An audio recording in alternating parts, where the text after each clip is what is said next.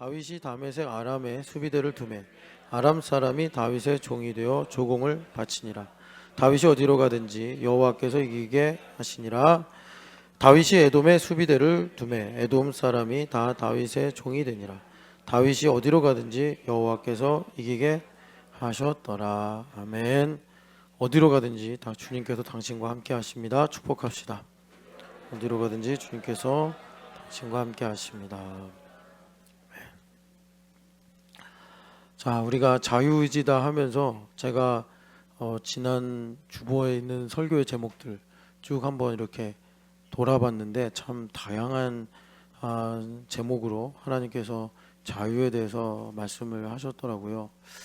오늘 말씀의 제목이 자유와 성공인데 영어 주보를 보면은 성공과 자유를 동급으로 말하려고 하는 게 아니라 우리가 어쩔 수 없습니다. 자본주의 사회에 살다 보니까 성공이 진리고 구원인 인생을 살게 돼요.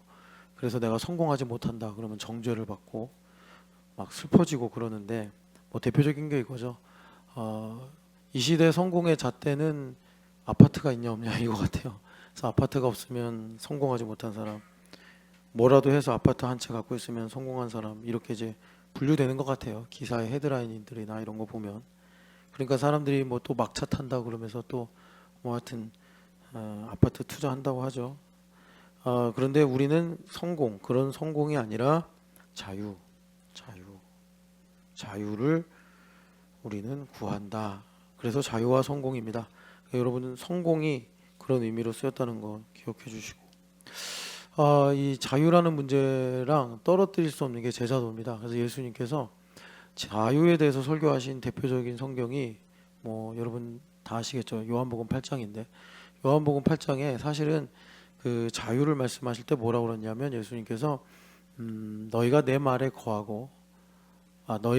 거하면 나의 제자가 되리라. 제자도를 말씀하신 다음에 진리를 알지니 진리가 너희를 자유롭게 하리라 이렇게 말씀하셨습니다. 그래서 우리가 자유를 배울 수 있는 유일한 방법은 제자도에 서는 것입니다. 제자도. 그래서 지난 주간 새벽에 또 제자도에 대해서 우리가 말씀을 들었습니다. 제자도가 뭐냐? 왜 우리는 이렇게 제자도를 하느냐? 그런데 여러분 사실 알고 보면 제자도하고 자유는 반대입니다. 반대. 왜 반대냐면 제자도는 여러분 바울사도가 그러잖아요. 나는 예수님께 메인종이다. 종이 되는 거란 말이에요. 종이 되는 거예요. 그래서 우리가 일반적으로 자유롭다라고 하는 것에 반대인데 그러면 어떻게 이 제자도와 자유가 하나가 되냐? 예수님은 하나라고 말씀하셨는데 하나로 이렇게 연결하는 비법, 마술 같은 비법이 뭐냐면 은혜입니다. 은혜. 네, 은혜입니다. 은혜를 알아야 제자도가 자유가 되는 거예요. 근데 이제 은혜가 없으면, 은혜를 모르면 이 제자도는 맨날 나를 자유를 빼앗는 이런 구속이 되는 겁니다. 그래서 참 우리가 맹점이 뭐냐면 늘 여러분들에게 말씀드리는 겁니다. 왜냐하면 이건 너무나 모두에게 다 적용되는 겁니다. 참 이게 통증인데 우리는 그냥 이 흑암 하나로도 통증이 심한데 제가 이번 주간에 새벽에 여러분 우리가 죄성을 갖고 있고 sinful nature를 갖고 있고 그리고 우리가 흑암에 살고 있기 때문에 하나님의 뜻대로 살면은 기분이 안 좋고 내 마음대로 살면은 기분이 좋단 말이에요. 참 이게 우리 통증입니다. 그러니까 이걸 넘어가야지 우리가 정말 하나님 영광을 위해 살 수 있는데 그러니까 이것만 해도 큰 통증이에요. 왜 그러냐면 이걸 이제 배우는 게 그러니까 이제 인생의 결을 바꾸는 거죠. 그러니까 뭐 이거를 이제 적용 차원에서 말하자면 내가 잘 먹는 것보다 내가 배고프더라도 남이 잘 먹는 걸 볼 때 내가 기쁜 상태 이렇게 되는 겁니다. 내가 너무나 좋아 행복해 행복감 저절로 오잖아요. 누가 가르쳐주고 훈련하지 않아도 그냥 행복감 오잖아요. 내가 기분이 좋으면. 그런데 하나님 나라는 그런 나라가 아니에요. 예수님을 보내셨단 말이에요. 하나님께서 그걸로 이제 우리 죄인에게 하나님 나라가 시작이 된 거예요. 그럼 하나님은 쉽게 말하면 맛있는 걸 안 먹고 좋은 것을 안 갖는 거예요. 그리고 죄인인 자격 없는 우리가 그 호사를 누리는 거예요.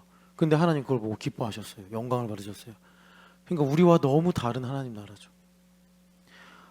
이거를 우리가 이제 배우고 아는 게 뭐냐면 인생의 고통의 문제예요. 그래서 오늘 이제 말씀을 쭉 들으면 이 고통의 문제를 주님께서 어떻게 우리에게 가르치시는가 이걸 봐야 되는데, 그러니까는 각자 믿음의 분량에 따라 고난의 깊이가 다르다 뭐 이렇게 말할 수 있을 것 같아요. 그런데 이것만 해도 우리 인생이 참 통증이 있는데, 더불어 여러분 좀 의심을 해본 적 없습니까? 우리가 여행을 가면은 어느 때부턴가 해외를 가야지 직성이 풀려요. 예, 기왕 가는 거 해외를 가야 돼. 그래서 일본의 최대 관광객이 이제 한국인이라고 하잖아요. 뭐 가성비도 있고 또 일본이 여행하기 좋은 나라다 하니까 1년에 한 번은 해외여행을 가야 돼. 그래야지 뭔가 내가 이 인생에 정말 제대로 살고 있다는 느낌이 든단 말이에요. 예. 근데 여러분 이거는요 옛날에 정말 최상위 귀족들만 누리던 겁니다. 일반 사람들은 뭐 그냥 그 마을에서 가까운 데 가가지고 좀 일상에서 벗어나는 정도가 여행이지, 뭐 그냥 여러 나라를 가서, 그렇다고 해서 제가 해외여행을 반대하는 건 아닌데, 그럴 때 우리가 의심을 해봐야 된다는 거예요. 내가 왜 이렇게 좋은 시대에 태어나서 우리나라의 역사를 보면 이렇게 우리나라가 잘 살고 부강한 때가 없었잖아요. 그러면 여러분 이제 기브 앤 테이크니까 뭐가 나에게 마이너스일까 의심을 해봐야 된단 말이에요. 뭐가 마이너스일까? 그러니까 제가 이제 이 통증이라고 말씀드리는 거 하나가 소비주의입니다. 소비주의. 그래서 이 소비병에 걸리면 은혜가 축적이 안 돼요. 나의 나 된 것은 하나님의 은혜다가 안 돼요. 예. 그러니까 계속 새로운 자극을 추구해요. 은혜가 없는 사람은 계속 자극을 추구합니다. 그래서 얘들아, 마귀의 전략이 뭐냐면 핸드폰을 쓰잖아. 그럼 목사님도 참 이게 얼마나 심각한 문제인지를 나도 내 나이에 실감하는데, 너희들의 뇌는 지금 막 급속도로 발전하고 있다고. 여러 모양으로. 그거는 여기 뭐 유란 이모나 여기 희진 이모한테 물어보면 다 알아. 저분들 그런 거 이제 고민하고 생각하는 분들이니까. 그러니까 지금 뇌가 막 발전하는데, 스마트폰은 진짜 예전에 저기 누구지? 성지연 이모가 라인에서 일했는데, 이 라인이 그러니까 사람들이 스마트폰을 통해서 접하는 거 아니야. 사람들이 스마트폰을 많이 봐야지 일단 라인이 장사가 잘 된다고. 그러니까는 성지연 이모가 그런 것들을 디자인하면서 어떻게 하면 사람들이 최대한 이 스마트폰을 그냥 무의식적으로, 지하철에서도 걸어가면서도. 그러니까 목사님이 제일 열받는 게 걸어가는데 스마트폰 보고 가는 사람들이야. 계속 막 내가 피해가야 돼. 피해가야 돼. 아니 거기다 또 귀까지 이거 막 노이즈 캔슬링 이어폰 끼고 다녀요. 그래서 막 그리고 부딪히면 승질 부리고 막 그래. 자기가 안 보고 걸어가면서. 심지어 횡단보도에서도. 얘들아, 횡단보도 그거 왜 이렇게 밑으로 깔린지 알지? 신호등이 저 앞에만 있으면 되잖아. 근데 요즘에 새로 만드는 횡단보도 보면 신호등이 밑에 있어. 그거 왜 그런지 알지? 다 스마트폰 보고 있으니까. 그러니까 스마트폰 보고 있다가 어떤 사람이 아직 신호가 안 바뀌었는데 무심코 나가잖아. 그러면 바뀌었나 보다 확 나간다고. 근데 안 바뀌었으면 어떻게 돼? 교통사고 나는 거야. 그러니까 신호등이 밑에 깔린 거야. 사람들 다치지 말라고. 그만큼 사람들이 취해 있다고. 자극에 절여지는 거예요. 자극에. 그래가지고 은혜를 은혜를 모른다고 그러면 교회 와도 그냥 은혜를 모른다고. 부모님의 은혜도 모르고 또 친구의 은혜도 모르고 선생님의 은혜도 모르고 그냥 내가 하고 싶은 것만 생각한다고. 근데 그 하고 싶은 거라도 제대로 하고 싶은 거면 좋겠는데, 그 내가 하고 싶은 게 아니라 그냥 여러 가지 정보들이 짜집게 해가지고 세상이 나에게 넣어준 거야. 너 영화 보고 싶지? 너 놀러 가고 싶지? 이렇게.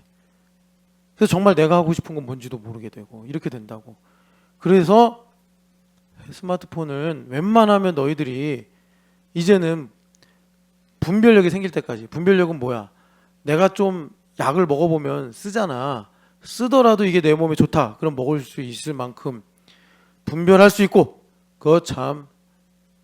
그리고 또 뭐야? 분별할 수 있고, 그리고 그걸 행할 수 있는 힘이 있어야 된단 말이야. 그 정도 돼야지 스마트폰을 다룰 자격이 있지. 그냥 뭐 목사님에게 들어보면 스마트폰이 없으면 공부를 못한대. 그런 정말 엄청난 뻥이 어딨어. 요즘 선생님들이 생각이 없어서 그래. 스마트폰으로 수업한다 막 이러는데 정말 선생님들 남의 아들이라고 남의 딸들이라고 이렇게 함부로 하면 안 되는데. 그리고 두 번째는 친구들이랑 소외가 된대. 야, 스마트폰으로 사귈 친구들 사귀지도 마. 그 우정도 아니야. 니들 없는 데서 스마트폰으로 뒷담화한다고. 그러니까 그런 걸로 하지 말고 진짜 한번 사귀려면 오래 볼 사이 그런 친구들을 사귀는 방법을 찾으란 말이야. 알겠어요? 중딩들? 알겠어요? 중학생 여러분? 자, 그래서 자, 이렇게 이제 스마트폰 얘기를 좀 했는데 이 스마트폰이 말하자면 달걀입니다. 달걀. 자, 너희들 이런 수수께끼 들어봤어? 닭이냐 달걀이냐? 예준이는 닭이 먼저인 것 같아? 달걀이 먼저인 것 같아? 정찬현은 닭이 먼저인 것 같아? 달걀이 먼저인 것 같아? 닭. 뭐 여러분 이건 임의로 제가 붙이는 겁니다. 우리 삶에 정량이 있고 정성적인 게 있습니다. 둘 다 중요합니다. 정량적인 것, 그러니까 정량적인 게 이 아이들에게 스마트폰입니다. 정성적인 것은 그 스마트폰을 어떻게 쓰느냐, 이 아이들의 성품이거나 마음에 해당되는 거예요. 그래서 이 정성적인 것을 제가 닭이다 임의로 붙인 거고, 정량적인 것, 스마트폰을 쓰냐, 왜 안 쓰냐, 왜 안 쓰는 것에 대한 어떤 답이나 선택, 이런 게 이제 정량적인 거예요. 제자도 교회예요, 우리 교회. 제자도 교회이기 때문에 제자도는요 정량적인 것을 중요시합니다. 정량적인 것을. 그러니까 제자도 교회 모토 뭐 여러 가지가 있는데 우리가 그동안 들었던 거 생각해 보면 말씀이 사실이다. 코이노니아의 기름 부음이 있다. 예수님은 육체로 오셨다. 그리고 현상 이면에 영적인 배경이 있다. 자, 정량적인 게 뭐냐? 자, 여기 박유민 집사님 계세요. 자, 주일이에요. 박유민 집사님을 엘리베이터나 계단에서 아니면 GS에서 만났어요. 박유민 집사님이 분명히 나를 봤는데 내가 아이 컨택을 하려고 눈을 딱 쏟아봤는데 이러고 지나갔어요. 그러면 박유민 집사 정성적인 부분이 안 좋구만. 이렇게 가는 게 제자도예요. 제자도예요. 자, 그러니까 스마트폰을 가지고 단순히 쓰냐 안 쓰냐의 문제가 아니라 하나님께서 이것을 가지고 너희들의 마음과 믿음을 가르치기를 원하신다 이거야. 그래서 정찬현 아버지한테 스마트폰 사달라고 그럴 거야, 안 사달라고 그럴 거야? 안 사달라고 그럴 거지? 너희 집에 또 이제 보면은 부모님이 쓰다가 구식이라서 안 쓰는 공기가 있을 거야. 그거 쓰게 달라고 그럴 거야, 안 쓰게 달라고 그럴 거야? 공기계. 그거 필요 없지? 목사님이 그 이제 봤더니 너 보고 서울대 가라고 부담 주는 게 아니야. 근데 서울대 간 애들한테 인터뷰를 했는데 100이면 100 다 스마트폰을 가지고 공부하는 게 가능해요? 라고 기자한테 반문을 하더라고. 그러니까 걔네들이 그래. 물었어 또 기자가. 공부하는데 유전적인 요인이 있습니까? 제가 마침 생물학과 소속인데 아니 출신인데 공부했는데 유전적인 요인 없습니다. 그러더라고. 그러니까 엉덩이 싸움이란 얘긴데 걔네들이 일단은 그 20살 어간에 공부에서는 단편적으로 성공을 했잖아. 어떤 열매가 있는 애들이잖아. 그런데 걔네들이 뭐라 그런다고? 이구동성으로 스마트폰을 가지고 공부를 할 수 있다 없다? 없다. 그래서 안 쓴다. 안 썼다 나는. 쓸 거야 안 쓸 거야? 안 쓸 거지? 그래. 예준이 내년에 중학교 올라갈 때 쓸 거야 안 쓸 거야? 안 쓸 거지? 자, 이만영 집사님, 자 사진 찍어 놓으세요. 자, 그래요. 그래서 오늘 우리가 얘들아, 자 이제 적용이야 적용. 임요원 잘 들어. 너가 1번 타자니까 스마트폰을 안 쓰는 게 자유겠어? 쓰는 게 자유겠어? 안 쓰는 게 자유야. 알겠어 임요원? 안 쓰는 게 자유야. 근데 너희들 느낌에 유아야 안 쓰는 게 자유로 느껴져? 쓰는 게 자유로 느껴져? 그치? 쓰는 게 자유로 느껴지지. 이게 통증이야. 이게 인생을 사는 통증이야. 그 너희들 벌써 이제 인생을 시작한 거야. 뭐 100%는 아니지만 이제 부모님의 지도 하에서 이렇게 실험적으로 인생을 시작하고 있는 거야. 인생의 통증이라는 게 이거구나. 그래서 이걸 잘 배우면 나중에 너희들이 어쩔 수 없어. 결혼할 거면 헤어지는 걸 몇 번 해야 돼. 이별도 사랑이구나. 이런 게 느껴진다고, 깨달아진다고. 알겠어요? 나중에 뭐 남자친구가 저를 헤어지자고 했어요. 밥 안 먹고 교회 안 나오고 그러다 혼난다. 이별도 사랑이구나. 이렇게 생각하고 살아야 돼. 알겠어, 임요원? 네, 그래야지. 아이고, 완전히 애기가 됐네. 자, 갈라디아서 5장 1절 말씀입니다. 갈라디아서 5장 1절 보면은 자유의 대헌장과 같은 말씀이 있습니다. 같이 읽어보겠습니다. 그리스도께서 우리를 자유롭게 하려고 자유를 주셨으니 그러므로 굳건하게 서서 다시는 종의 멍에를 매지 말라. 아멘. 얘들아, 바라기는 정말 너희들 때도 이 나라가 이보다 더 잘 살기를 바라서 하는 말인데, 정말 나라의 지도자를 비방하고 욕하는 거는 스스로 자신의 미래를 갉아먹는 거야. 기독교인들은 항상 지도자들을 위해서 기도해야 돼. 알겠어요? 지도자들을 위해서 기도해야 되고, 내가 선출하지 않은 사람이 지도자가 됐더라도 나보다 크신 하나님을 인정하면서 축복해야겠어? 마음에 안 든다고 비방해야겠어? 존경하고 축복해야 돼. 알겠어요? 그게 그리스도인의 태도야. 그래서 우리나라에 여러 지도자들이 있는데 좋은 점들을 길이길이 살려야 돼. 제가 왜 이런 말씀을 드리느냐? 여러분, 우리나라에 많은 기독교 대통령들이 세워졌는데 참 괜히 세웠나? 막 이런 생각이 들 좀, 제가 세운 건 아니지만 실망을 많이 했어요. 왜냐하면 너무나 비기독교적인 정책들을 많이 세워서. 그래도 우리가 그분들의 공을 기억해야 되는데, 우리나라 초대 대통령 이승만 대통령이 하와이에서 유언을 남긴 것이 다시는 종의 멍에를 매지 마라, 이렇게 말씀했단 말이에요.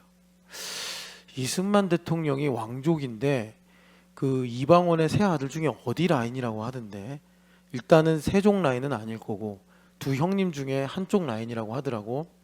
그런데 이분이 참 젊어서 꿈이 많았는데 좌절됐단 말이야. 왜? 나라가 망해서 20대. 그래가지고 감옥에도 가고 이랬단 말이지.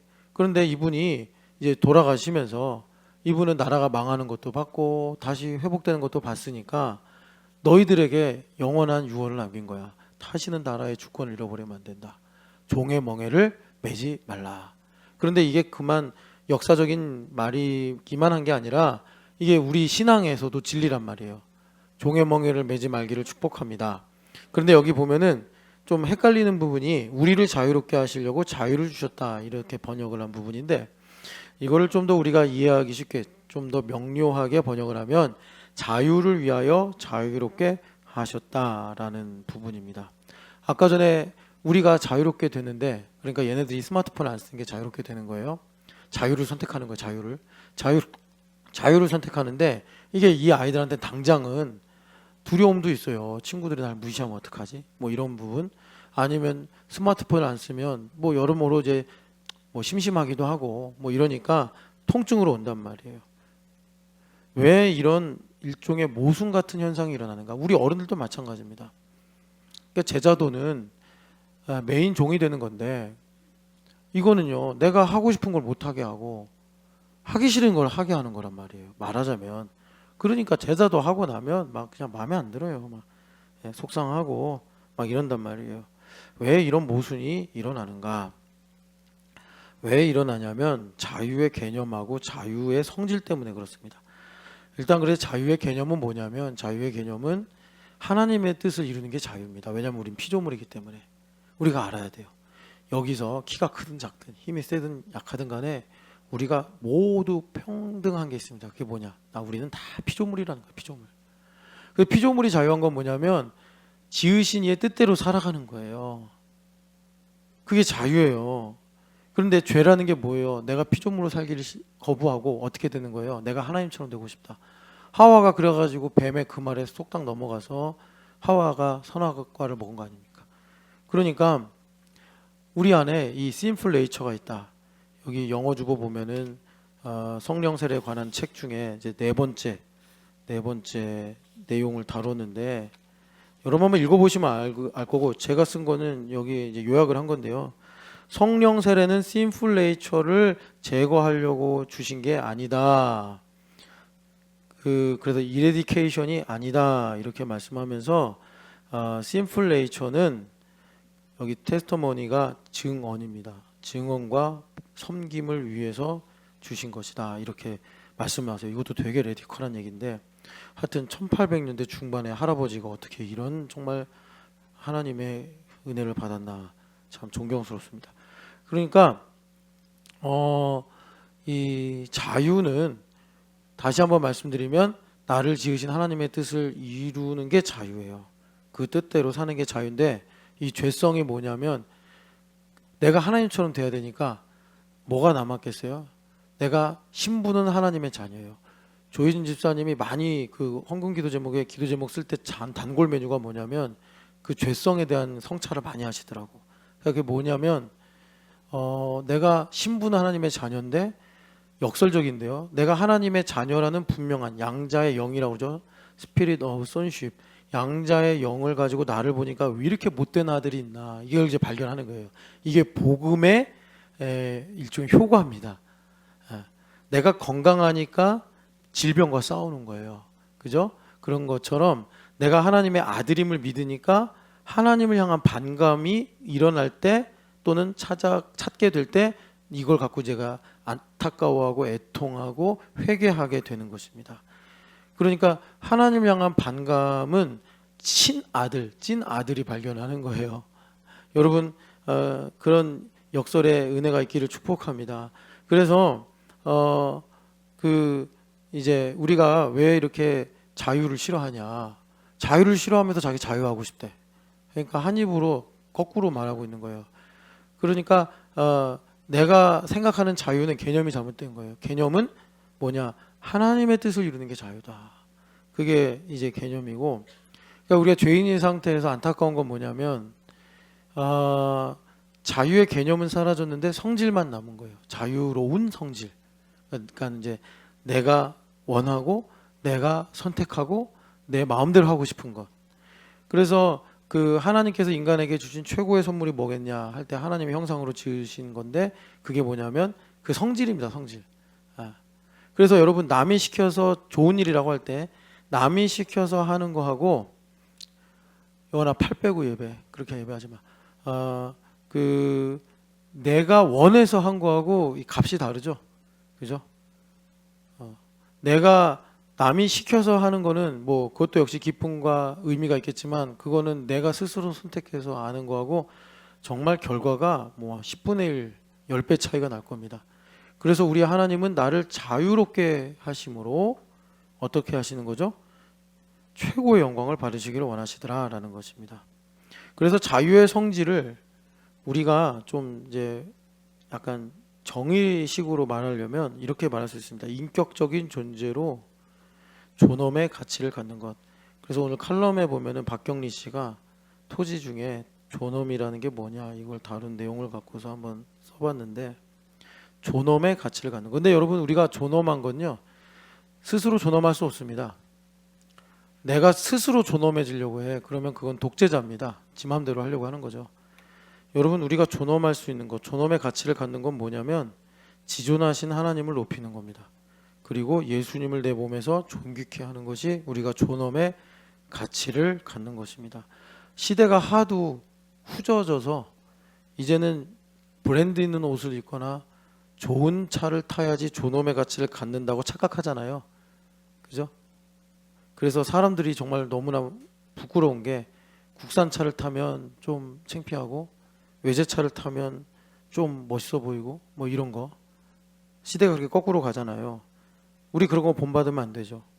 여러분 우리가 이 인간으로서 반드시 존엄의 가치를 가져야 되는데 박경리 씨가 그걸 고민하면서 토지를 쓴 것 같아요. 그런데 이 존엄의 가치는 박경리 씨도 결국은 답을 명확하게 내리지는 못했는데 그래서 여기 문장 하나를 인용했어요. 인간의 존엄이란 이치에 대한 피동에서 지켜져 나가는 게 되게 어렵게 썼죠. 인간의 존엄이란 샤넬 뭐 백을 들고 다녀서 지키는 게 아니고 인간의 존엄이란 스펙으로 지키는 게 아니고 인간의 존엄이란 돈으로 안전하게 산다고 해서 지키는 게 아니고 근데 여러분은 혹시 존엄이 필요 없는 인생을 살고 계시는 건 아닙니까? 그러면 진짜 우리 구원이랑 상관없는 삶을 사는 겁니다. 우리가 반드시 존엄이라는 거 너무나 중요한데 존엄이란 남에게 내가 화를 내고 내 뜻을 관철시켜서 만들어지는 게 아니고 이치에 대한 피동에서 지켜져 나가는 거야. 아마도 박경리 씨가 인생을 살면서 어떤 누군가에게 이런 귀한 교훈을 얻어서 이걸 소설 때 꼭 써야지 했지 않았을까, 이런 생각을 합니다. 이렇게 어렵게 썼는데 이걸 성경에서 복음으로 말하자면 존귀하신 하나님을 높이는 것, 지존하신 하나님을 높이는 것, 지존하신 은밀한 자의 지존자의 은밀한 곳에 거하는 것이 바로 지금 존엄에 대한 솔루션으로 박경리 씨가 말하는 것을 분명히 가리키는 거다. 그래서 여러분, 한 가지 알아야 되는 것이 아까 말씀드린 것처럼 우리는 죄인이 된 다음에 자유를 잃어버린 존재가 됐어요. 무슨 말이냐? 의인이 하나도 없으되 하나님의 영광에 이르지 못하더니. 하나님의 뜻도 몰라. 왜? 하나님 뜻을 왜 모르죠? 하나님을 영화롭게도 안 하고 감사하지도 않아. 그래서 제가 얘네들한테 부탁한 거예요. 얘들아, 이제 너희들은 이제 머리가 좀 조금씩 커지고 있어서 매 순간이 선택의 기로다. 너희들이 오늘 여기 예배에 왜 앉아있는 것도 선택의 순간인데, 여원아, 목사님 보고 잘 들어. 선택의 순간이라고. 찬양을 할 것인가 말 것인가. 담비야, 여기 딱 앉아있잖아. 그러면 너희들에게 선택의 버튼이 2개 있다고 보면 돼. 빨간 버튼은 찬양을 하지 않겠음. 파란 버튼은 찬양을 하겠음. 찬양을 하겠다라는 파란 버튼을 딱 누르면 앞에 인도자가 무슨 찬양을 하든, 모르는 찬양을 하든, 아는 찬양을 하든, 내가 하기 싫은 찬양을 하든, 그것이 우리가 코이노니아 속에 있으므로 나의 신앙 고백이 되고 나의 마음이 되는 거야. 알겠어? 담비는 늘 파란 버튼을 누르기를 축복합니다. 그런데 이세마, 우리는 가만히 있으면 가만히 있는 대로 무슨 버튼을 누를까? 빨간 버튼을 누른다고. 이게 문제예요. 그냥 생각 없이 가만히 있으면 빨간 버튼을 누른다고. 여기가 마귀의 세상이기 때문에, 흑암이기 때문에 그래. 그냥 가만히 살면 숙제도 하기 싫고, 그지? 가만히 있으면 그냥 내가 먹고 싶은 것만 먹고 젤리만 먹고 싶고 그러잖아. 그지? 누가 너 젤리 먹으라고 가르쳤어? 뭐 유혹을 했어? 그냥 가는 대로 가는 거잖아. 그런 것처럼 그런 거예요. 그래서 우리가 자유를 잃어버렸어요. 자유를. 그래서 너희들이 선택을 해야 돼. 항상 비가 오나 눈이 오나 무슨 색 버튼 누르라고? 파란색 버튼 눌러야 돼. 찬양을 하겠다. 찬양을 하겠다. 그래야 된단 말이에요. 그리고 이제 여기 보면은 갈라디아서 5장 1절에 자유를 위하여 자유롭게 하셨다는 거예요. 근데 여러분, 한글 번역을 좀 어렵게 해가지고 이게 무슨 말이야? 자유롭게 하려고 자유를 주셨다고? 이제 현대 사회는 이렇게 말합니다. 우리한테 이게 자유롭게 하려고 스마트폰을 주셨다. 뭐 이런 식이에요. 자유롭게 하려고 먹을 걸 주셨다. 자유롭게 하려고 나에게 아파트를 준다. 여러분, 거기엔 자유가 없습니다. 그죠? 그러니까 우리에게 하나님의 뜻을 이루는 삶을 살게 하시려고 예수님께서 안식일의 주인이 되셨다. 자유를 주셨다. 그래서 이 앞에 자유롭게 하려고, 이거를 명료하게 번역하면 자유를 위하여. 그러니까 우리를 하나님의 영광을 위해 살게 하시려고 자유를 주셨다. 이 말은 뭐냐면 우리가 가지고 있는 오염된 자유의 성질을 온전하게 하셨다라는 거예요. 그래서 자유를 주셨으니 이것이 뭐냐면 제자로 부르셨다 이겁니다. 여러분, 제자로 부르신 이를 여러분 사모하시고 주님께서 부르실 때 아멘 하시기를 축복합니다. 자, 이 문제. 그러니까 우리한테 문제는 뭐냐면 자유를 주셨으니 요 후자 문제예요. 후자 문제. 우리를 제자로 부르셨다. 이 제자도를 이제는 여러분 좀 우리가 그 설교를 많이 들었으니까 좀 이제 율법적인 차원에서, 그러니까 이제 복음의 차원으로 좀 넘어가야 되는데, 자, 누가복음 4장을 보시면 예수님의 출사표가 있죠. 자, 그래서 누가복음은 예수님의 첫 설교로 나사렛 회당 이야기를 쓰셨단 말이에요. 그런데 다른 복음서들 보면 나사렛 회당 이야기가 한 중간쯤에 나옵니다. 그러니까 누가복음의 관점이 뭔지를 우리가 알겠는데, 4장 18절 19절 읽어보겠습니다. 주의 성령이 내게 임하셨으니 이는 가난한 자에게 복음을 전하게 하시려고 내게 기름을 부으시고 나를 보내사 포로된 자에게 자유를, 눈먼 자에게 다시 보게 함을 전파하며 눌린 자를 자유롭게 하려고 주의 은혜를 전파하게 하려 하심이라 하였더라. 아멘. 그러니까 예수님께서 자, 우리를 자유하게 하려고, 그러니까 자유를 위하여, 하나님 영광을 위해 살게 하시려고, 이제 우리가 그럼 어떻게 해야 되겠어요? 자유로운 존재가 돼야 되잖아요. 나를 위해 사는 존재가 아니라 하나님을 위해 사는 존재로 성질을 바꿔야 되는 거예요. 그렇게 하시려고 오셨다라고 지금 출사표를 고향 땅에서 주님께서 말씀하고 계시는 거예요. 근데 여기 보면은 중요한 것이 있어요. 그게 뭐냐? 성령 하나님. 그래서 예수님을 복음서에서 계속 뭐라고 그러시냐면 성령으로 세례를 주시는 분이다 이렇게 말씀하고 계세요. 그래서 예수님께서 자유롭게 하려고 너희들에게 왔어. 내가 너희를 자유롭게 할 거야. 은혜를 전파할 거야. 이 이사야서 말씀을 주님께서 읽으시고 21절에 보면은 이제 선포하시죠. 이 말씀이 오늘 너희 귀에 응하였느니라 했을 때, 자, 문제가 뭐냐? 이게 이제 자유의 성질 문제예요. 우리 성질이 어떤지를 봐야 돼요. 예, 자, 어떻게 되느냐? 우리가 sinful nature, 죄성을 갖고 있기 때문에 교회 오면 하나님을 위해 살겠다, 뭐 설교도 듣고 말도 할지 모르지만 본성상, 자, 이 이후의 모든 말씀이 본성상 우리는 하나님을 위해 사는 것을 원하지 않는다라는 거예요. 이걸 고쳐가는 게 신앙생활이에요. 그래서 예수님 이렇게 말씀하셨는데 이 말씀에 대해서 자, 청중이 나사렛 회당에 있는 사람들이 어떻게 말하는지를 보세요. 예수님께서 자유하게 하려고 왔다라고 하니까 이 사람들 속으로 뭐라 그러냐? 예수님께서 이제 속을 읽으신 거예요. 그들이 속으로 무슨 말을 하느냐? 요셉의 아들 아니냐? 그 고향 사람들이니까 당연히 그러죠. 목수 요셉의 아들 아니야? 뭐 야고보의 형 아니야? 이거를 예수님께서 이제 마음을 성령 하나님의 감동으로 읽으신 거예요. 요 포인트가 중요합니다. 그러니까 무슨 말이냐면, 자, 영적인 배경에서는 지금 예수님께서 뭘 다루시냐면 내가 하나님을 향하여 가지고 있는 반감의 문제, 이거를 주님께서 지금 딱 보시고 이걸 주님께서 고쳐주셔야, 뭐 떼어내시든지 불태우시든지 씻어주시든지 해야지 내 자유의 성질이 온전하게 돼서 자유를 위해 산단 말이에요. 그런데 내 안에 하나님 향한 반감이 있어요. 이 반감은 정성적인 거라서 뭐 이렇게 특정 무엇으로 이렇게 드러내거나 만질 수 있거나 다룰 수가 없어요. 그러니까 지금 뭐가 삐져나오냐면 이분들이 늘 보고 느끼고 알던 예수님의 스펙, 요셉의 아들 아니야? 이렇게 나온다고요. 요 차이를 여러분 보셔야 돼요. 그러니까 내가 이제 제자도 가운데 있고 교회된 가운데 있으면, 자, 아까 전에 이제 제가 박유미 집사님 부담 없으니까 얘기하는 거예요. 박유미 집사님을 만나는데 인사를 안 해. 얼굴이 딱 굳어 있어. 그러면 제가 아니 나랑 별 나이 차이도 안 나요. 그러니까 인사 안 해도 돼. 아이 그리고 여성분 아닙니까? 여성분이 인사 안 한다고 뭐 남자가 그거 갖고 시비 걸 일이 있습니까? 쪼잔하게. 근데 제가 왜 쪼잔하게 그걸 갖고 시비를 거냐면 그 문제가 단순히 목사를 보고 교우를 보고 인사하냐 안 하냐의 문제가 아니라 박유미 집사님 뼛속에 있는, 뼈와 골수 관절 속에 있는 그 하나님 향한 반감의 문제란 말이에요. 그래서 그걸 갖고서 예수님께서 지금 다루시는데 끝끝내 못 알아듣죠? 그래서 예수님께서 성경 이야기를 하십니다. 엘리야 시대에 나병 환자가 이스라엘에는 없어가지고 아람 나라에서 왔겠냐? 아니, 그건 엘리사 시대죠. 엘리야 시대에 이스라엘 땅에는 과부가 없어서 이세벨의 고향 시돈에 보내가지고 사렙다 과부를 만나게 하신 거겠냐?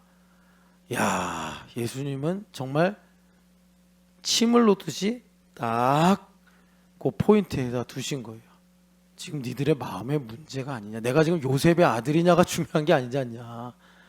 내가 지금 목수 아들이라고 해서 니들이 지금 이 말씀을 거부하는 게 아닌 거 니들도 알지? 하면서 주님께서 싹 침을 놓으시는 거예요. 그랬더니 어떻게 돼요? 죽이려고 그래요, 예수님을. 그게 하나님을 향한 반감의 문제입니다. 그래서 여기서 한 가지 알아야 되는 게 자유의 문제는 여기서만이 아니라 요한복음 8장에서도 결국은 예수님 죽이려고 그랬어요, 이 사람들이. 그래서 여러분이 이 자유의 문제는 매우 영적으로 민감한 문제예요. 왜냐하면 내가 하나님이냐 아니냐 문제이기 때문에. 내가 하나님처럼 살고 싶은데 여호와께서 하나님이라고 그러면 나는 이제 반역죄인이 되잖아요. 그러니까 이거는 정말 내가 양보할 수 없는 문제예요. 생명이 예수 그리스도께 있다는 사실을 내가 믿지 못하면.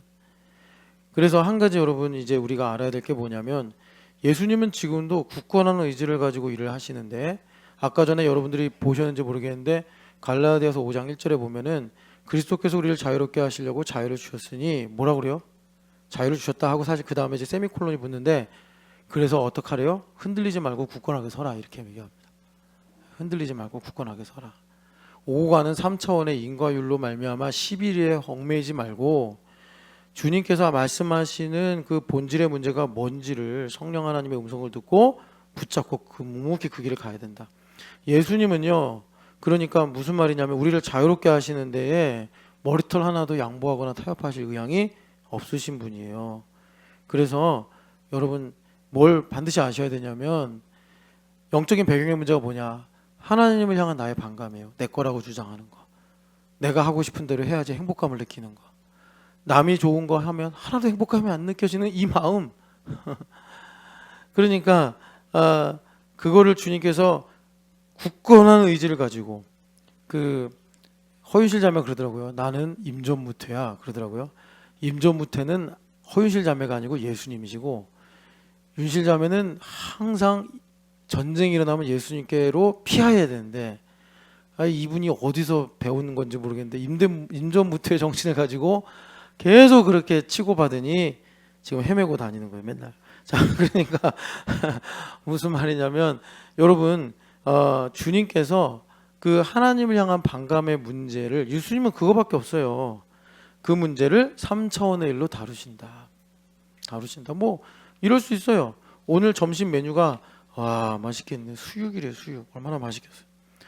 내가 열심히 3층 정리하고 내려갔는데 벌써 사람들이 수육을 2번 먹고 3번 먹고 이래가지고 내가 먹을 수육이 없네. 이 탐욕스러운 교회 같으니라고. 그게 나에게 있는 하나님을 향한 반감의 문제입니다. 여러분 이 지혜를 가지시기를 축복합니다. 그래서 예수님은 우리를 끝까지 자유롭게 하길 원하세요. 왜? 하나님 영광을 위해서. 그런데 우리는 그 일을 항상 반대로 느껴서 요즘에도 그런 말 하는지 모르겠어요. 제가 예전에 한 10년, 20년 전에 이런 말 하는 사람들이 많았어요. 하나님은 항상 내가 좋아하는 걸 가져가십니다. 제가 이제 나이가 들어서 젊은 애들을 못 만나가지고 그러는지 모르겠는데 여러분 우리는 항상 하나님께서 우리에게 자유롭게 하시려고 하는 거를 내 걸 뺏어가시고 내가 하고 싶은 걸 못하게 하는 느낌으로 받아들인단 말이에요. 그러니까 하나님께서 우리를 자유롭게 하시려고 하는 거를 나는 항상 억압이다, 뭐 나랑 맞지 않는다, 틀린 것이다 이렇게 본단 말이에요. 여러분 그래서 예수님께서 이렇게 말씀하십니다. 요한복음 우리 한번 인용만 했는데 읽어봅시다. 요한복음 8장 말씀. 요한복음 8장 31절 32절 같이 읽어보겠습니다. 그러므로 예수께서 자기를 믿은 유대인들에게 이르시되 너희가 내 말에 거하면 참으로 내 제자가 되고 진리를 알지니 진리가 너희를 자유롭게 하리라. 아멘. 진리를 안다는 게 뭐냐면 내가 지금 먹을 게 없어요. 내가 굶는 게 진리구나. 그게 무슨 말이에요? 굶는 것을 통해서 예수님을 알게 하시는구나. 내가 지금 배가 불러요. 먹을 게 많아. 먹을 게 많은 걸로 많은 것이 지금 나에게 진리구나. 그러니까는 여러분 만약에 어떤 사람이 경건한 거는 배부르게 먹는 게 경건한 거야. 아니야. 경건한 거는 금식하면서 굶주리는 게 경건한 거야. 뭐 이런 식의 논쟁이 있다고 합시다. 다 틀린 거죠. 주님께서 배부르게 하실 때는 잘 먹는 게 경건이고 예수님께서 먹지 못하게 하실 때는 안 먹는 게 경건이에요. 예수님을 주인으로 모시면 둘 다 진리가 되는 겁니다. 때에 따라서. 그래서 우리가 자유롭게 된다. 예수님께서 말씀하시는 거예요. 그런데 그 조건이 있어요. 어떻게 하면 진리를 알게 된대요? 내 제자가 되면. 그럼 내 제자가 된다는 게 뭐예요? 여기 보니까 내 말에 거해야지 내 제자가 된다. 이렇게 말씀하세요. 그럼 예수님의 말씀이 뭐예요? 위에 28절 같이 한번 읽어보겠습니다. 이에 예수께서 이르시되 너희가 인자를 든 후에 내가 그인 줄 알고 또 내가 스스로 아무것도 하지 아니하고 오직 아버지께서 가르치신 대로 이런 것을 말하는 줄도 알리라. 그래서 29절에 보면 하나님은 나를 혼자 두지 않으신다. 이게 무슨 말이냐면 예수님께서 스스로 자기 되게 무능력하다 이렇게 말씀하시는 거예요. 스스로 아무것도 하지 아니한다. 예수님께서 얼마나 무능력하신지 하나님께 매인 게 예수님께는 다행인 거예요. 하나님께서 예수님을 구속하고 예수님을 끝까지 그러니까 뭐라 그럴까 이렇게 제한하시는 게 자 어린 아이가 있어요. 유다미가 있는데 유다미는 아빠 품에 안기는 게 제일 좋아. 왜요? 무능력해서 그래요.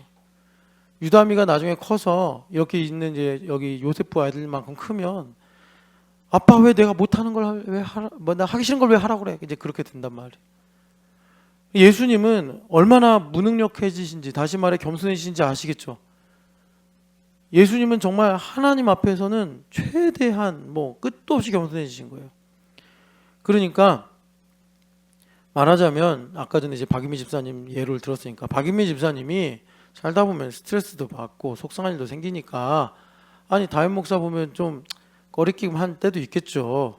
그래서 딱 인사하기가 조금 그런데 여기 스스로 아무것도 하지 아니하고 이 말씀이 적용되면 박인미 집사님한테 그러다가 아차 내가 지금 정신 못 차리고 있구나 하고서 뭐 꼭 저만이 아니라 교우들에게도 잘 지냈냐 일부러 자기 마음은 지금 뭐 회사 일로 또 개인의 일로 여러 가지 일로 복잡하고 힘든데 그래서 인사할 기분이 아닌데 지금 내가 하나님 앞에 서 있지 않냐 스스로 아무것도 하지 않냐고 그래서 주님의 이름으로 가서 평안을 전하고 인사하고 그 사람이 어떤 문제가 있는지 들어보고 함께 나누고 기도할 때 주님께서 박유미 집사님 문제를 결자해지하듯이 풀어주시더라라는 것입니다. 여러분 이 말에 거하면 내 제자가 되고 그러니까 무슨 말이에요? 너희도 나처럼 꼼짝없이 매어 살면 진리가 뭔지 거짓의 진리로 착각하며 사는 것이 아니라 정말 하나님께서 내게 주신 생명이 뭔지를 진리로 알게 돼서 너희가 하나님의 영광을 위해 살게 된다라고 주님께서 우리에게 말씀하시는 거예요. 그래서 예수님은 우리를 자유롭게 하시려고 계속 빛을 비추십니다. 그런데 우리가 여러 모양으로 들었던 것처럼 문제는 뭐냐면 빛을 비추시면 뭐가?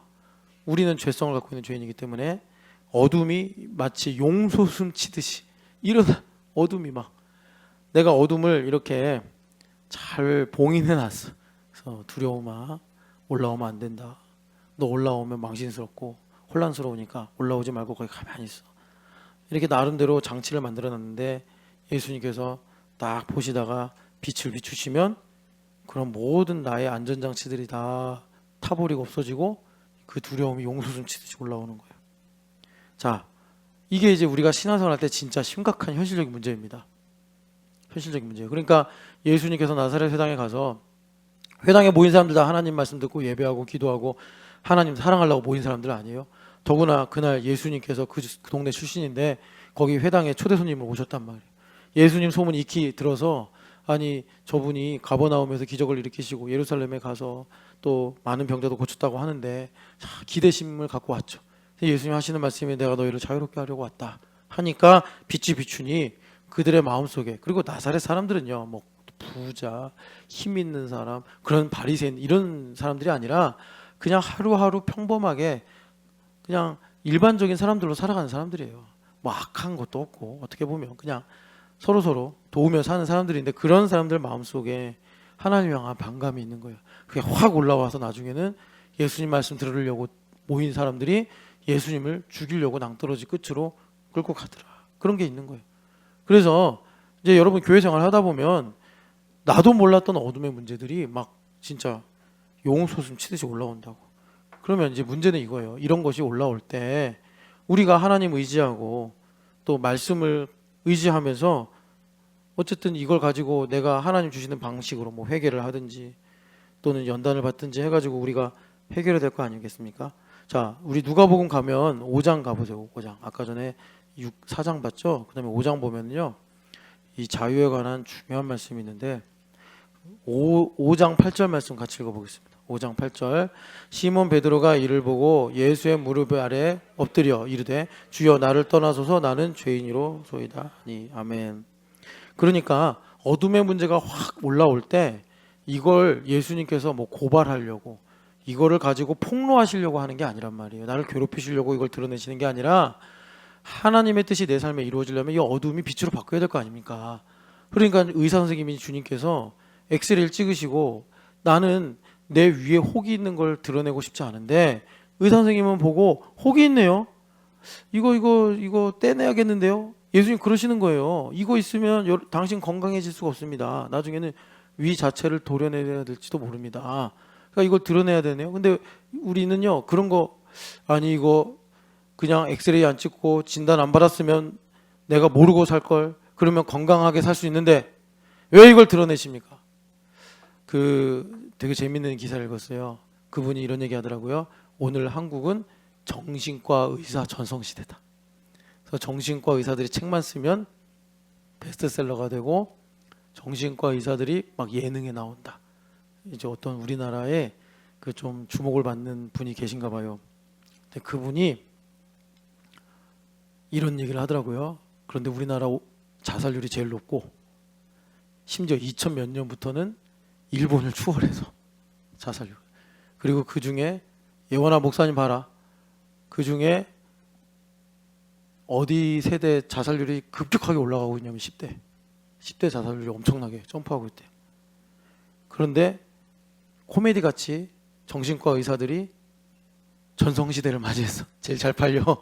그런데 사람들은 점점점 늪에 빠지듯이 헤어나오지 못하고 있어요. 그래서 그분이 재밌는 비유를 들더라고요. 뼈가 부러졌대요. 한국 사람들이 어떠냐면 유튜브를 켠다. 정신과 의사가 어떻게 하면 부러진 뼈가 낫는지를 듣는다. 그리고 뼈가 다시 붙었음을 믿는다. 그러고 살고 있더래요. 한국인들이. 뼈가 부러졌으면 유튜브를 켤 게 아니라 정형외과 가서 엑스레이를 찍고 의사 선생님이 하라는 대로 기부스를 하든지 뭘 하든지 해가지고 이게 뼈가 제대로 붙도록 해야 되지 않습니까? 근데 한국 사람들 하는 모양이 유튜브를 켠다. 정신과 의사가 아, 뼈라는 이런 겁니다. 그걸 듣는다. 아, 내 뼈가 붙었군. 그러고 살더라는 거예요.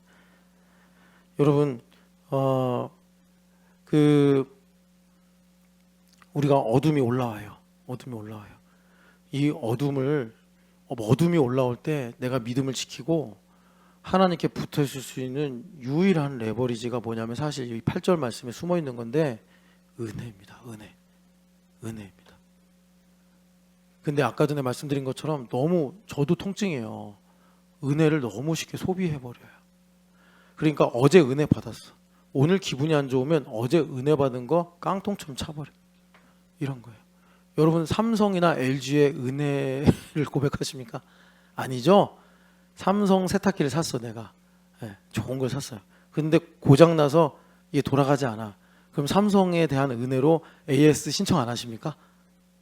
막 열받아서 반품시키고 막 보상해달라고 하죠. 근데 우리가 신앙생활 그렇게 하고 있단 말이에요.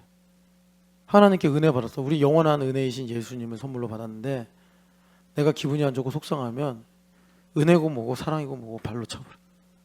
그리고 이게 뭐냐 하나님 막 이러고 있어요. 겁없이. 여러분 여기 베드로가 이상한 행동을 하잖아요. 되게 이상한 행동이에요 사실. 이게 무슨 일이냐면 베드로가 밤새 고기를 잡으려고 했는데 한 마리도 못 잡았어요. 그리고 예수님께서 깊은 데 가서 그물을 던져라. 여러분 7절 보면은 두 배가 잠길 정도로 고기를 잡았어요. 여기 배는 여러분 아시겠지만 요한과 야고보의 배예요. 그래가지고 두 배가 너무나 고기가 많이 잡혀서 막 가라앉을 정도로. 베드로 직업이 어부예요. 그럼 우리는 어떻게 하죠 보통? 하나님 감사합니다 찬양합니다 그러면서 신나는데 베드로는요 이 복을 받았어요. 충격을 받은 거예요.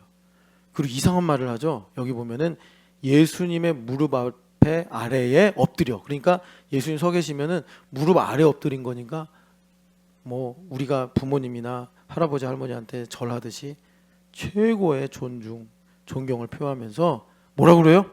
나를 떠나소서 이런 말을 합니다. 이게 은혜를 아는 겁니다. 여러분 이게 이해가 안 되면 어쩔 수 없어요. 이거 내가 더 이상 어떻게 할 수가 없어. 여러분 베드로 선생님이요 되게 멋있는 분이에요. 이것만 보면 그러니까 우리보다 훨씬 괜찮으신 분이죠. 아 이걸 우리가 알 수 있는 어떤 다른 방법으로 표현할 수 있을까? 그러니까 여러분 이 말을 다른 말로 하면요 그러니까 율법적으로 얘기해 볼게요. 율법적으로 얘기해 보면 지금 뭐 여러분들이 생각할 수 있는 최고의 뭐 행운이라고 해야 될까? 원하는 바라고 해야 될까? 그걸 하나님 이루어 주신 거예요. 그럴 때 베드로가 그걸 두고서 당연히 기독교인으로 상식적으로 생각하면 감사합니다. 그리고 뭐 하나님 찬양합니다. 뭐 하나님을 위해 있나 이런 거 하겠습니다. 그래야 될 법 싶은데 베드로 선생님이 나를 떠나소서 나는 죄인으로소이다 이런 말씀했단 말이에요. 이걸 율법적으로 말하면 인간성이라고 하는 거예요. 인간성. 그래서 그 C.S. 루이스가 1960년대에 돌아가셨는데 그러니까 그때만 해도 뭐 지금이랑 비교할 수 없는 뭐 컴퓨터도 흔하지 않고 뭐 하여튼 참 옛날 세상이잖아요. 그런데 그분이 미래를 예측하면서 뭐라 그랬냐면 인간성이 폐지된다 이러다 인간성이 폐지된다. 그러니까 여러분 이게 인간성이에요. 주여 나를 떠나소서 나는 죄인으로서이다. 한번 적용해 볼게요. 이런 식으로 적용하면 좋겠어요. 오늘 교회 왔어요. 근데 여러분 일단은 두 눈이 열려야 됩니다. 만손을 못 보시면 어쩔 수 없어요. 이거는 그러니까 만손의 기쁨이라는 게 뭐냐면 진짜 여기 이제 여기서부터 시작을 해야 되는데 이게 안 될 수 있죠. 나를 이 죄인을 주님께서 이 예배당에 부르셨다니. 이게 진짜 베드로가 하루 밤새 고기를 잡아도 못 잡던 그 베드로가 두 배가 잠길 만큼 고기가 잡히는 감격으로 와야 된단 말이에요. 내가 이 시간 이 예배 자리에 왔다니. 참 상문 형, 제 미안해. 하나만 얘기할게. 여러분 김상문 형제 목사님인 거 알죠? 저도 목사할 때 3년 목회 쉬었어요. 하루는 그 교회에서 제가 다니는 교회에 잠깐 출석하던 교회에서 성찬식을 하는데 도저히 떡을 못 대겠어. 나 목사인데 나 여기서 뭐 하는 거지? 해서 그때 이제 가족이랑 같이 예배하고 있을 텐데 나 잠깐 밖에 나갔다 올게. 도저히 제가 못 하겠더라고요. 네, 성찬식을. 제가 왜 김상문 형제 그 얘기를 하느냐? 상문 형제가 지금 이 순간 어떤 하루하루의 주의를 보내는 거냐면 나를 이 예배 자리에 불러주셔서 예배하게 하시는 내가 얼마나 큰가. 그걸 상문 형제는 아마 실감할 수 있는 조건이에요. 값으로는. 이제 그 값이 얼마나 상문 형제 마음에 심어지느냐는 이제 본인의 선택과 고백에 따라 다르겠지만 여러분 우리가 그 마음을 가져야 됩니다. 주여 나를 떠나소서. 그럼 그렇게 이제 내가 이 자리에 와 있는 게 저기 끝에는 이제 현빈 자매가 있는데 현빈 자매가 어제 지난 한 주간 어떤 일을 겪었든지 간에 여기 앉아서 이렇게 보니까 야 내가 그냥 저 이화여대 다니고 공부하고 내 마음대로 세상에서 살다가 정말 여러 만남과 인연으로 인해서 신춘여학교까지 와서 여기서 내가 거반 이제 9년째 예배하고 있는데 이 은혜가 얼마나 크냐 하고 나면 어떤 이제 주여 나를 떠나서 나는 죄인으로소이다 이 말이 무슨 내용으로 오냐면 여기 있는 모든 분들이 진짜 존귀한 천사로 보여요. 황홀해. 어제 그제 철야 때 제가 그 애들한테 루브르 박물관에 있는 그 프란체스코 성화를 하나 보여줬어요. 그래서 카라바조라는 화가가 이분이 그리스도의 흔적을 발견하고 그냥 기절해버린 것을 이렇게 그렸는데 그렇듯이 현민장이 기절하는 거예요. 주님의 흔적이 내 마음에. 그게 주여 나를 떠나서 난 죄인으로소이다 하고 이제 좀 있으면 2부 예배 요셉 올라가서 봉사하잖아요. 내가 무슨 자격이 있어서 이 아이들에게 말씀을 가르치나. 엘리베이터를 타도 이게 무슨 뭐 세상에서 제일 높은 빌딩으로 올라가는 마천으로 올라가는 그런 엘리베이터가 아니더라도 참 하나님 1층부터 5층까지 엘리베이터 이 교회 엘리베이터를 타게 하시니 감사합니다. 그런 이제 마음이 여기 주여 나를 떠나소서 나는 죄인으로소이다. 그런데 이렇게 고백하게 된 레버리지가 뭐냐? 그게 은혜란 말이에요. 은혜. 그러니까 두 배가 잠기워질 만큼 고기가 가득 찬 걸 보고 베드로는 뭘 본 거예요? 고기가 몇 마리인가? 이 고기 팔면 얼마일까? 이 고기를 가지고 우리 가족들하고 뭘 먹을까가 그게 아니라 베드로는 내게 주신 하나님의 은혜를 보게 됐더라라는 것입니다. 그것이 C.S. 루이스가 인간 폐지라는 책을 남기면서 우리에게 마지막에 한 인간성이 사라진다라는 경고와 연결되더라라는 거예요. 그래서 여러분 더 이 얘기를 깊이 할 수 없고 이겁니다. 얘들아, 자, 요거는 너희들이 마음에 새기면 좋으니까 이렇게 써봐. 너희들이 자 임예원, 정리화, 너희들 이거 오늘 이제 기도할 때 이거 구해. 뭘 구하느냐? 자, 정찬현, 이게 무슨 자야? 몰라? 반. 반대할 때 반. 거꾸로 할 때 반.